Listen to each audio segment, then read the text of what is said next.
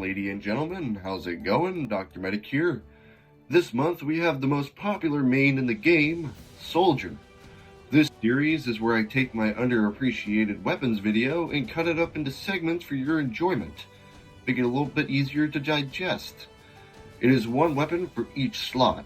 To make things a little more interesting, especially for those who've seen the original video I put back out in August, this one will have a new segment, if not two, no promises, at the end, created specifically for this video. So for each new video I put out for each class, I'll have a new segment that was not in the original video, just so there's at least something. Without further ado, let's dig into this. Soldier's most underrated primary weapon. Can you guess what's going to be in the spot? I mean, I named an entire phenomenon after it. Yep, the Liberty Launcher. Now, before I try to explain myself to the hate mob that just formed outside my door, let's go over the stats of this thing. The Liberty Launcher is equipped with one extra rocket in the chamber, holding 5 rather than the standard 4. It also has a nice 40% faster projectile speed, making those shots a little bit harder to dodge. And to cap it off for the positives, it is all tied up with a 25% resistance to your own rockets when rocket jumping, allowing you to rocket jump more, and I believe paired with the gunboats, the damage is reduced to something like 12 or 15. It's pretty insane. Finally, the reason the Liberty Launcher is so despised. All of these upsides, these strong sounding upsides, killed by one single downside. A flat 25% damage penalty against everything, buildings and players. So it's easy to see why this weapon is so hated. The base damage is only 68, 84 with full ramp up, compared to the standard 90 with the rocket launcher or 112 full ramp up.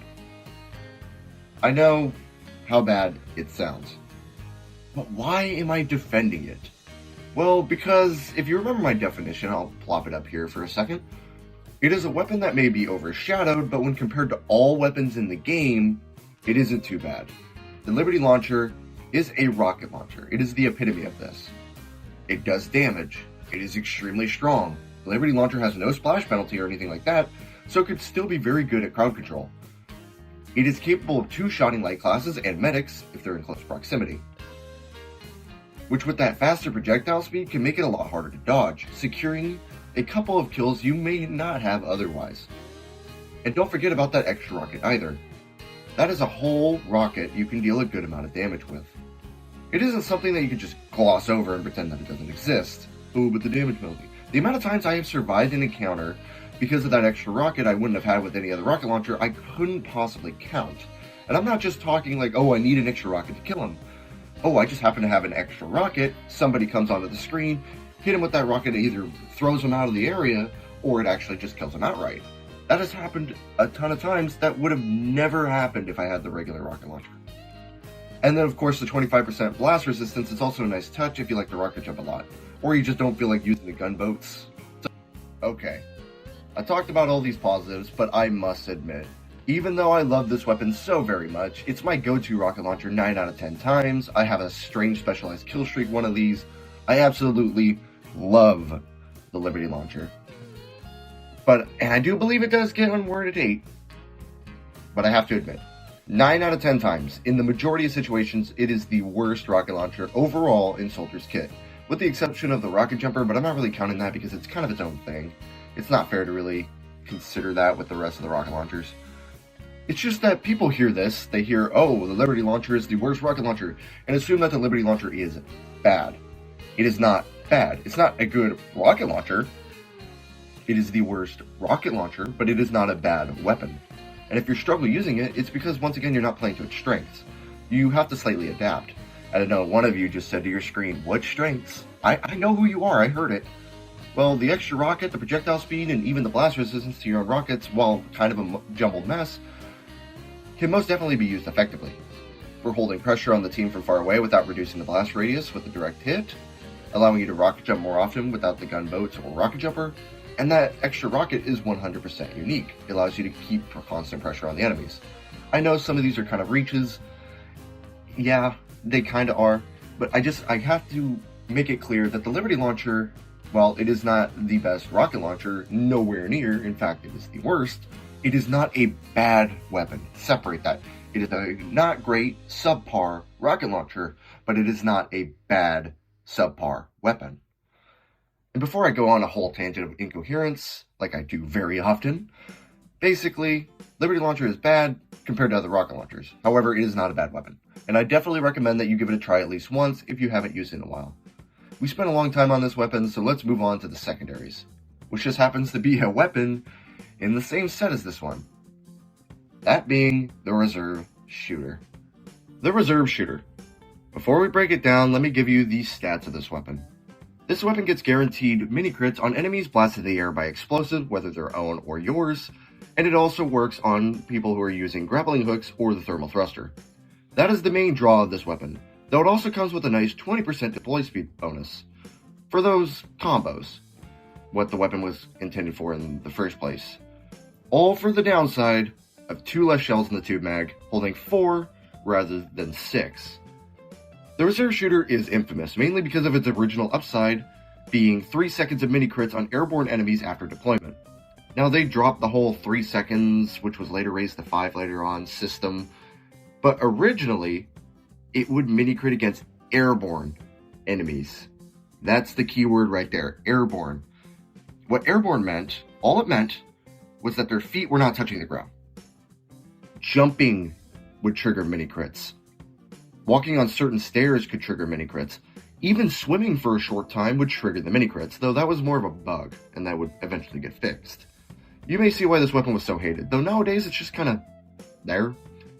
Especially ever since Pyro's Air Blast no longer triggers mini crits either. Most people just throw it to the side and think it's crap, mostly because it takes a bit more practice to use effectively. However, I think most of this comes to the fact that people don't think about everything that it has. They don't consider all the stats as a whole. Free mini crits on enemies popped in the air or that blast themselves in the air through sticky and rocket jumping, which is very nice. A faster deploy speed, all for just 2 less shells, which while yes, it does come into play, comes into play a lot less than you would probably think, especially if you're using a weapon that is intended to be used with it, that being the Liberty Launcher.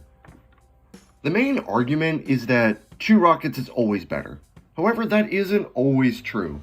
Shooting 2 rockets takes 1.6 seconds, however, shooting a rocket, switching, and shooting your shotgun at close proximity is when this weapon actually shines. It only takes 1.2 to 1.4 seconds, which seems like a small difference, but in the game of milliseconds, can make or break the battle. You could also potentially do up to 120 plus damage with a hit scan meat shot. Plus think about it, even if you don't want to use it for its intended playstyle, you're still getting a shotgun that deploys faster for only 2 less shells. This weapon does not have a damage penalty.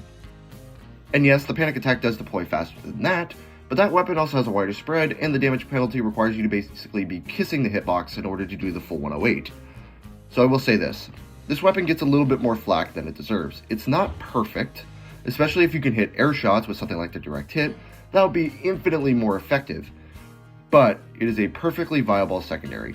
It has the accuracy and damage of the shotgun, can mini crit enemies while they're blast jumping, or using grappling hooks, if you're one of the 4 people who play manpower, and it deploys quicker for just 2 less rounds. That's it. 2 less rounds, which, like I said, comes into play sometimes. But if you can hit your shots, rarely are you going to need that 5th and 6th shot, or you'll have time to retreat to reload. Once again, yes, there are exceptions, but overall, it's not as big of a detriment as people think it is. It's not bad, and it's not even bad on Pyro, who can get a niche out of it, because of the faster deploy, the better accuracy than the panic attack, etc., etc. I definitely think it gets more hate, in quotes, well, not really hate, but it definitely gets less love than it deserves. The only weapon that is properly loved in the airborne armaments set is the Market Gardener, but to be fair, that's pretty good. So, Reserve Shooter, give it a try. It is actually a pretty good weapon. It is slept on a little bit. Soldiers' melees are all properly rated for the most part. The disciplinary action, escape plan, and Market Gardener, very good. Most people would probably agree with you. Most of the community will agree with that sentiment. The half Zatoichi, it's okay on Soldier. Definitely better on Demoman, but it's alright. Equalizer and Shovel, subpar. It's pretty universal. They're all rated pretty fairly in my opinion. And I believe most of you will agree with that. However, there is only one melee that I think gets a bit too much hate. Now, it's not the best. I'm not going to say it's slept on. Like I said, there are a few weapons here where it's like every weapon in slot is pretty properly rated, so there isn't one that's like super underrated. Oh man, this is a gem that nobody talks about. so it makes it really difficult picking one. But there is one that just gets a tad bit more hate than it probably deserves, because it's really not that bad. The one I decided to go with was, yeah, the Pain Train. What? Yep, the Pain Train. Remember this thing added all the way back in 2010? The stats are pretty simple on this thing. +1 capture rate for having it equipped, allowing you to have the ×2 cap rate, just like the Scout, all for the downside of a 10% bullet vulnerability. Which is kind of weird. So yeah, this weapon is hated because the stats are active at all time. The bullet vulnerability is definitely kind of harsh, seeing as bullets are the most common damage type in the game. However, specifically for Soldier, it isn't really much of a big deal. 10% more damage from bullets gives you an effective health of 180 versus bullets. Though, while less health sucks, it doesn't really put you over many damage thresholds. You are either going to die or not anyway most of the time. The only one that comes to mind is being two-shot by the stock shotgun if they're right up in your face, when normally it would take 3. Which, honestly, I guess can come into play, but when are you going to get double tap from that close? It's not going to happen often. Other than that, the Pain Train is rarely ever a decider in the fight. That +1 capture rate is also very nice when it helps the soloing capture points, or making things go a little bit faster. I will say this weapon is kind of boring, and I don't think anyone would be opposed to seeing a small rework while keeping the integrity of the weapon. But I think people blow the problems out of proportion just a little bit, because it's not as big of a deal as people make it out to be. But it's definitely there. I will say that. You know, it gets heat for only being effective on a couple game modes as well. And if you're playing attack defend, it is a straight downgrade on defense. And while I think that sucks, the weapon does its job fine. It's whatever. It's nowhere near the best, but it's not quite as crippling as some people would make it out to be. So the Pain Train, meh, it's okay. It's slightly underrated, I would say. It gets a little bit more hate than it probably deserves, but it's okay.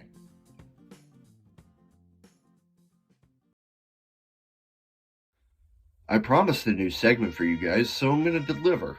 This one was unbelievably difficult at first, since Soldier really doesn't have many unpopular or underrated items. I talked about the big 3 already in the original part of the video. I could talk about the airstrike, which I think gets a bit too much flack, though I think because of the fun factor, people give it a lot more of a chance and are more understanding that this weapon could be pretty solid, even if it's not as good as the stock rocket launcher. That was the case until it hit me. There are 2 items that I think get a bit more flack than they truly deserve. Less for I hate this weapon and I think it's bad, but more because they either don't see the positives or they just can't make use of them right. Both these weapons we're talking about are actually primaries. So let's start off with the one that came out first, the Elder. We are first going to discuss the Cowmangler 5000. This weapon has had a wild stat history. From being the first rocket launcher to hold 5 by default, it was not the Liberty launcher, it was this weapon. Being the only TF2 weapon in history, TF2 history that is, to have a 5% stat, being a 5% slower reload speed when it originally came out. It also has been unable to crit at all, and it's just kind of been lost, not really knowing what it wanted to be. However, they tidied this thing up, and it isn't too bad now. The current stats are as follows. All fire, a charged shot that mini crits players, sets them on fire, and disables buildings for 4 seconds. It also doesn't require any sort of ammo like the majority of Dr. Boardboard weapons. It also has 3 downsides, being no random crits, mini crits when it would normally crit, like a reverse bushwhacker, and an 80% damage penalty to buildings, which is listed as a 20% damage to buildings. But it's the same thing. What makes this weapon underrated is not so much that it's bad and that people think it's bad. I just think a good amount of people like this weapon, but a lot of people consider it just a worse rocket launcher, and that's that, often overlooking the bonuses and the benefits that this weapon has. So let's walk through it. The only real downside of this weapon is that it deals 20% damage to buildings, taking the base damage of 90 and just completely plummeting it down to 18. It's pretty noticeable, I won't lie. 6 shots to take down a mini-sentry is pretty pitiful. However, if there's no engineers on the other team, or it's just like 1 engineer, this thing is pretty much a direct upgrade 90% of the time, so I guess it just depends on what map and what game mode you're playing. The charge shot is seen as a gimmick, but could be rather effective. Sure, you got Pablo Gonzalez 2013 spamming charge shots across the 2-4 battlements, but with the exception of him and his weird brothers, giving this thing a bad name, the charge shot is actually really good. It is great to fire at control points or the payload cart if you're playing an objective game mode like that. It can also be good if you're rather good at predicting pushes and stuff like that on control point or CTF maps. And I know some say that, oh, 2 shots from the Cowmangler would be better. And I am inclined to agree if you're in close proximity to the enemies. However, that's not always the case. See, charge shots do regular rocket damage, but they also mini-crit as well, and then set them on fire for 6 seconds. This makes a good dispersing tool, dispersing enemies at a long range. The fire, while not useful except against light classes because it's likely to finish them off, can still cause tankier classes such as Demoman, Soldier, and Heavy to panic a bit. Maybe not so much Pyro, but those 3 for sure. Medic as well, since it will take a huge chunk of his health. The charge shot is very predictable if you make it predictable. This is where people go wrong. It is best to learn how to time this weapon so you can peek over ledges or around corners as you're about to fire. That's what I meant by people not knowing how to use its bonuses effectively. This makes it so that you can stay behind cover until you're ready to shoot, then fire off the sniper deleter. Also, don't abuse the charge shot. This weapon still does have a primary fire. That seems to be a reoccurring issue. Most people either just spam M2 or just never use it at all, just using it as a worse rocket launcher pretty much, except that it has infinite ammo. If this is how you use the Cowmangler, then yes, it's going to suck, sort of. It's just not going to be as good. But if you use it right, and use the charge shot as a supplemental tool instead, then you'll find greater success with this item. Finally, let's talk about the 2 stats I haven't really touched on. To keep it brief, the mini crits, when it would normally crit stat, hardly ever matters. The stat only really matters if there happens to be a Kritzkrieg medic on your team who happens to not know that the Cowmangler cannot be crit boosted normally. And then I guess obviously, you're kind of at a disadvantage because you don't have the stock rocket launcher. But either way, most likely you have another power class on your team. Soldiers are a dime a dozen. So most of the time, it doesn't really matter.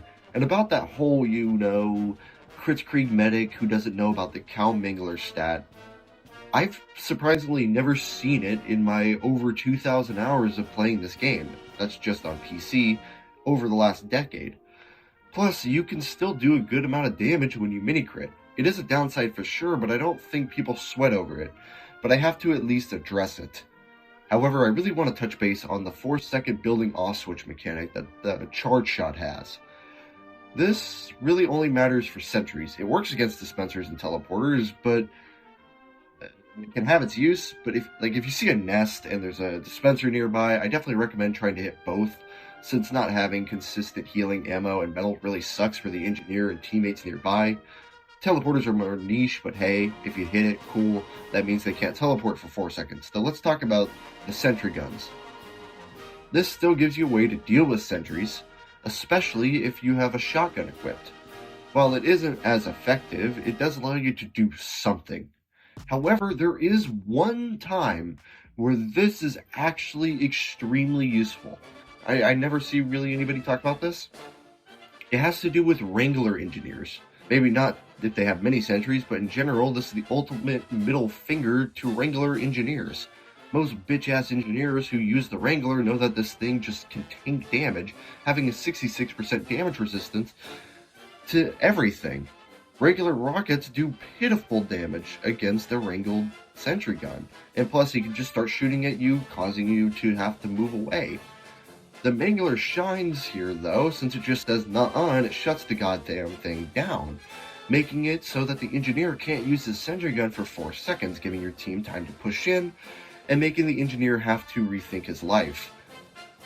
I will admit, overall, the Cowmangler isn't like an S+++ tier wonder weapon or something like that, but those who know how to use it can get some surprisingly good results with it.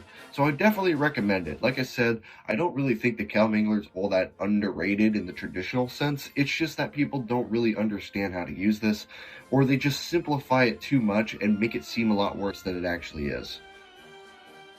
Oh, and the infinite ammo thing is cool. I forgot to Forgot to bring it up. It's not much of a stat, but it's there nonetheless. Now let's move on to the other weapon I wanted to talk about.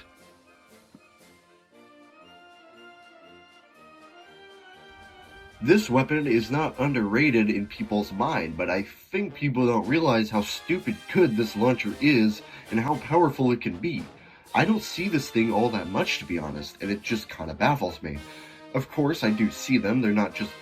they exist, but they don't pop their heads out that much. I usually just see the stock rocket launcher, maybe the direct hit, not this one right here. That item is the Beggar's Bazooka. The Beggar's Bazooka is a unique item in TF2. Rather than starting fully loaded when holding M1, you'll begin to load rockets. You can load up to 3 rockets to release all at once 2.3 times faster than the normal rocket launcher's attack interval, which deal full damage, by the way. This comes with several minor downsides. There's a hidden reload speed penalty of around 20% or so, though if you tap fire this thing, which is when you just press mouse 1 and then you fire immediately, since you don't have to load up all 3 rockets, you can just do 1, 2, or 3. So you have that option there. But it's actually a bit quicker and levels things out a bit. The actual listed downsides are a 20% smaller blast radius, a 3-degree rocket offset, which is probably where you heard the phrase, "How am I supposed to dodge it when even the soldier doesn't know where the rockets are going?" I'm sure you've all heard that one, and it's kind of true. And then finally, no ammo from dispensers or the cart while active, only while deployed. And I guess there is the downside listed that if you try to load a 4th, 5th, or 6th rocket, the rockets will blow up in your face. But we'll get into that, and I'll start discussing that in a minute. The Beggar's Bazooka is the ultimate screw-you rocket launcher. The Cow Mangler might be more so to regular engineers, but this craps all over regular players. The barrage stat is actually stupid sometimes. It absolutely screws with Pyros. While yes, because there are 2 to 3 rockets, it does give Pyro more opportunity to reflect at least one of the rockets. It also means you're more likely to hit him with at least 1 or 2 more rockets as well, which could be enough to kill. So I guess there's a little bit back and forth there, But in addition, if you're close, this weapon is technically capable of killing heavies at full HP with a single barrage. The spread makes it difficult to do so, but I have done it, and it's as ridiculous as it sounds. You fire these rockets in rapid succession, so oftentimes if you have a full chamber, you can just unload and absolutely demolish whoever's in front of you. If you get caught off guard on your own, you still can tap fire this thing and still do some pretty good damage, though of course you do have the spread, which makes it a lot less reliable. There's also the 20% explosion radius penalty, and then the no ammo from dispensers or the payload cart while active stat, but those are really nothing burgers for the most part. They're definitely there, but the 20% explosion radius penalty is minor and hasn't screwed me over too many times, and the no ammo from dispensers and payload cart stat rarely comes into play. Pulling out your secondary and or melee real quick, then putting it back to grab some ammo rarely ever gets you killed. Not saying it can't, it has happened, but it's very unlikely to say the least. And then of course there is the overloading stat, which is actually more of a positive than a negative, since it allows you to chain rocket jumps without the use of a wall, or you can gain massive amounts of speed since you could potentially chain 2 rockets during a pogo or a wall jump to accelerate at unbelievable speeds. Hopefully I put a video on screen of me doing it myself in one of the jump maps. If you can learn to Beggar's Jump and just watch how many rockets you're loading up, you'll be completely fine and might even be at an advantage. Plus, with the technically slow reload, it gives you a fair bit of margin for error on that. It reloads about every 1 second or so compared to the average 0.8 seconds, so as long as you figure out, hey, I have 3 rockets loaded already, and you don't load a 4th rocket in on accident, you'll be fine, and then either way, it's not going to screw you over that much. Sure, sometimes you might accidentally kill yourself. I guess that's possible. It hasn't happened to me, surprisingly, knock on wood, but it can. The only stat that really affects you is the offset of rockets. It can suck trying to snipe buildings, and I definitely don't recommend it for that. The direct hit, rocket launcher, airstrike are better for dealing with Engie nests anyway, and the Cow Mangler for Wrangler Engineers specifically. Just went over that. Though this can also benefit you since it makes it significantly harder for your enemies to dodge, since even the soldier is clueless as to where the rockets are going to end up. Don't sleep on the barrage mechanic. It's a light class deleter, pyro annoyer, though not as much as the Liberty launcher, and nightmare fuel for really any class that you catch with a chamber full of rockets, even after the nerfs it received. Yeah, this weapon has been nerfed a few times. It's still really, really good. And beggars bazooka soldiers who use this thing frequently know how good this thing is. So don't sleep on it. Those who know. Anyway, that will do it for the video. I will catch you guys later. Bye.